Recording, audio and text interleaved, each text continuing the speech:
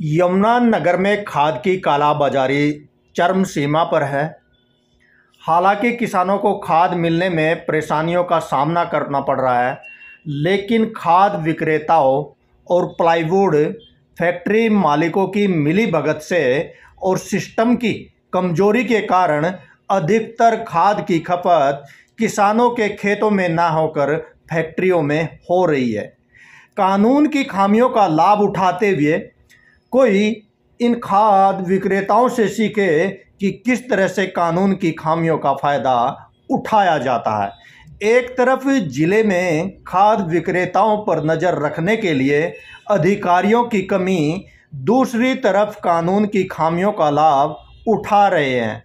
बता दें कि जिला उपायुक्त के माध्यम से भी एक निगरानी कमेटी का गठन किया गया है, लेकिन यह निगरानी कमेटी केवल सफ़ेद हाथी का काम कर रही है, क्योंकि आज तक इस कमेटी ने किसी भी खाद विक्रेता की खाद को नहीं पकड़ा है और अपने लेवल पर भी कृषि विभाग के अधिकारियों ने आज तक और अभी तक किसी भी खाद विक्रेता पर कोई कार्रवाई अपने स्तर पर जांच कर नहीं की गई है। हालांकि पिछले एक साल में करीब 11 मुकदमे खाद विक्रेताओं पर दर्ज किए गए हैं, जिनमें कुछ लाइसेंस भी खाद विक्रेताओं के सस्पेंड किए गए हैं, जिनमें 3 मुकदमे सीएम फ्लाइंग द्वारा दर्ज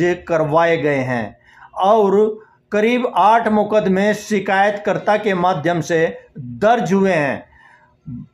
बता दें कि विभाग ने अपने लेवल पर एक भी पर्चा विभाग ने खुद रेड करने के बाद दर्ज नहीं करा गया है, जो कि अधिकारियों की लापरवाही की ओर इशारा करता है और स्पष्ट रूप से उंगली उठा रहा है।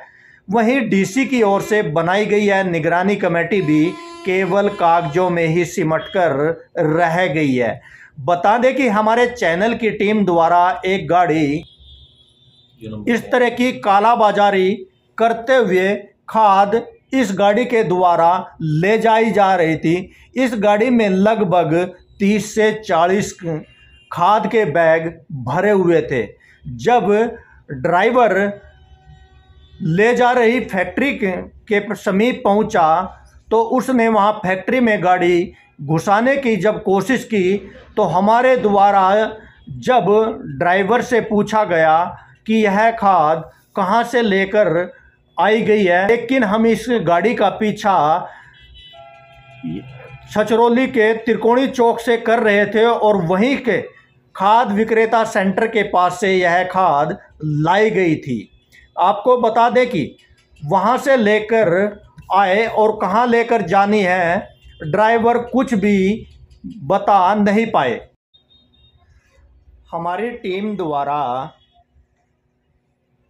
इस गाड़ी जिसका नंबर HR58B9119 से जब इस बारे में पूछा गया तो ड्राइवर मौके पर कुछ भी बता नहीं पाए।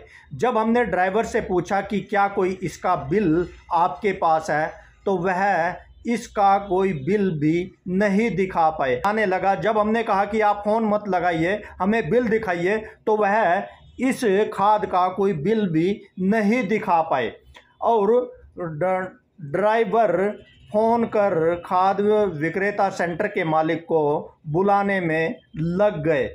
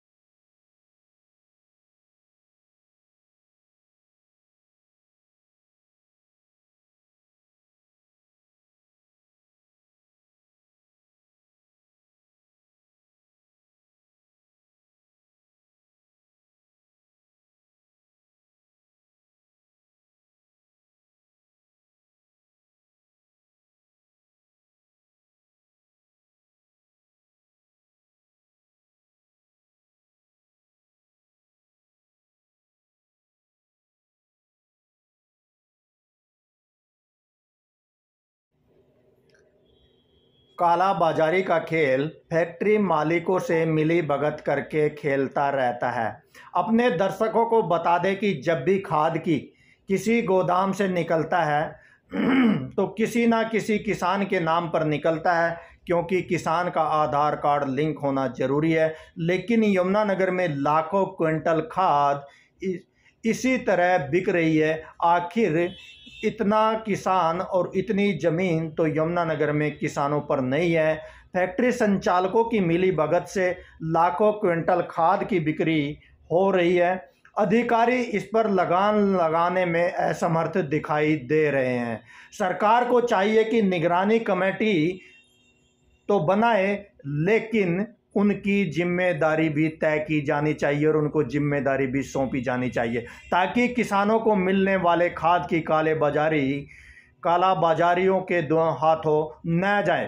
प्रतिदिन इस तरह की खाद की एक बहुत बड़ी खेप किसानों के नाम पर सीधे फैक्ट्रियों में जा रही है, जो कि किसी न किसी किसान को न मिलकर सीधे सिस्टम की मिली भगत से फैक्ट्री में चली जाती है और किसी फर्जी तरीके से किसानों के नाम पर यह खाद आवंटित कर दी जाती है और इसी फर्जी तरीके का फ़ायदा उठाकर खाद विक्रेता कालाबाजारी करने में सफल हो रहे हैं और संबंधित प्रशासनिक अधिकारी इनके सामने बौने पड़ते हुए नज़र आ रहे हैं। और अभी देखने वाली बात होगी आखिर कब तक यह खेल सिस्टम के साथ मिलकर खेला जाता रहेगा।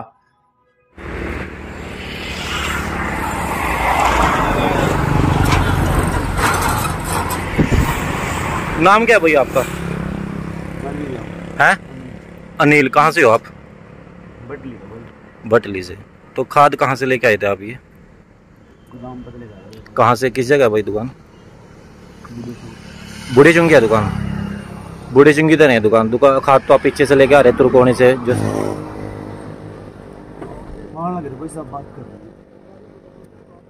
अच्छा, क्या नाम है भाई साहब का? सुमित राणा।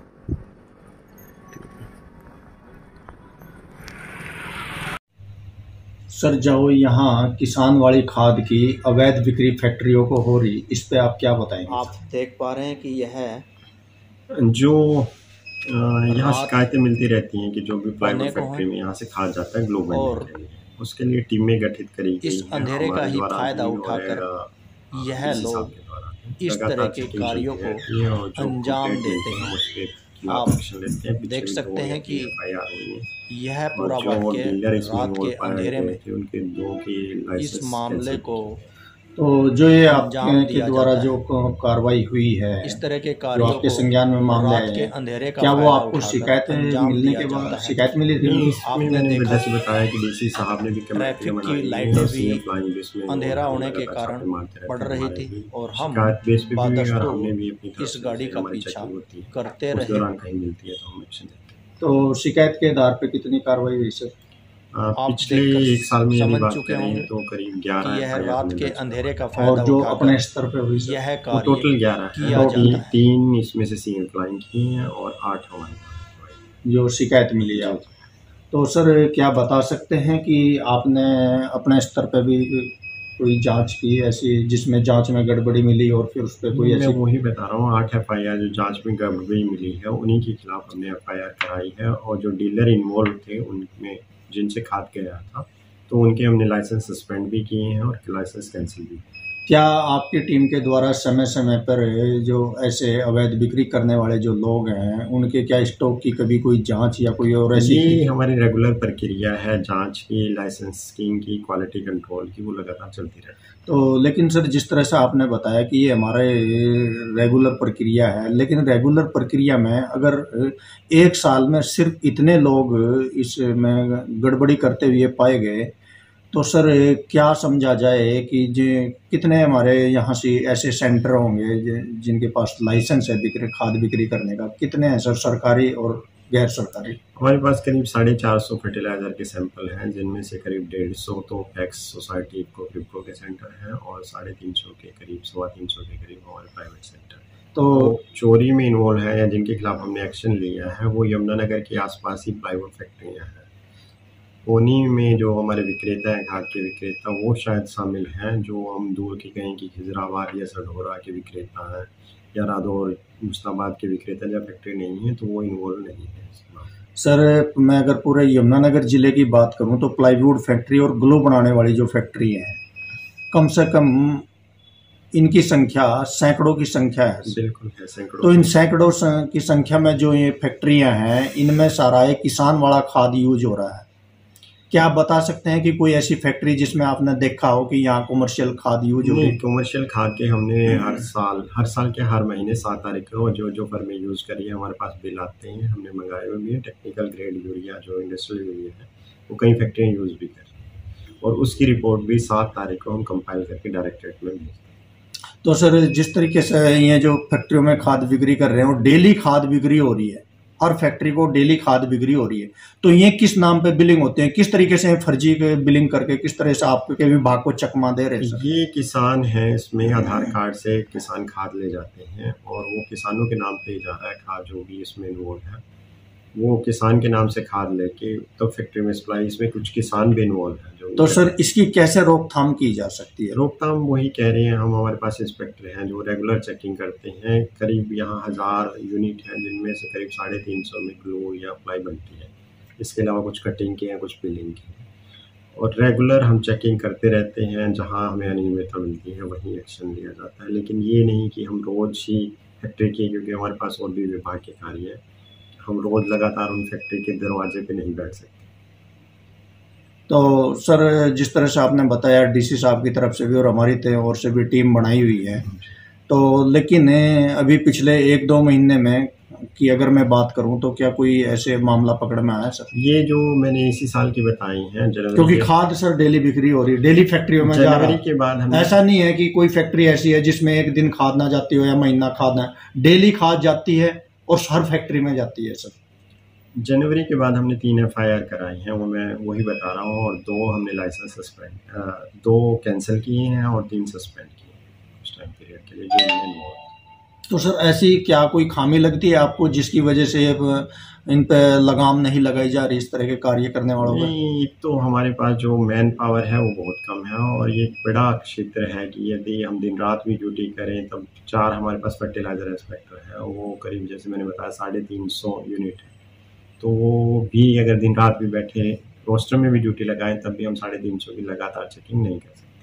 तो सर ये कि आपके पास जैसे बताया कि आपके पास स्टाफ की कमी है जी, तो सिर्फ यही एक इशू है या फिर संज्ञान नहीं लिया जाता सही से, ये भी एक इशू है? नहीं, ऐसा नहीं है कि संज्ञान नहीं लिया जाता। जैसे ही हमारे पास कंप्लेंट आती है या हम चेकिंग करते हैं, जहाँ अनियमितता पाई जाती है वहाँ हम एक्शन लेते हैं। सर जैसे मैं रात के ही मामले की बात करूं, रात एक गाड़ी वाले को हमने पकड़ा, उसकी हमारे पास वीडियो भी है। तो ऐसे व्यक्ति के खिलाफ भी आपकी ओर से क्या कोई कार्रवाई की जाएगी? नहीं, वीडियो के खिलाफ हम कोई कार्रवाई नहीं कर सकते, लेकिन यदि आप जैसे आपने फ़ोन किया था और हमारी टीम पहुंच भी गई थी, रास्ते में थी, लेकिन आपसे वो गाड़ी निकल गई, उसमें हम एक्शन नहीं ले सकते वीडियो के आधार पर। यदि आप पकड़ते, फैक्ट्री में जाती, ग्लो में डलती या कोई भी साक्ष्य मिलते तो हम जरूर कार्रवाई करते। तो फैक्ट्री मालिक के खिलाफ भी FIR करते और जो सोर्स था जहाँ से खाद आया था तो उसके खिलाफ भी कार्रवाई करते।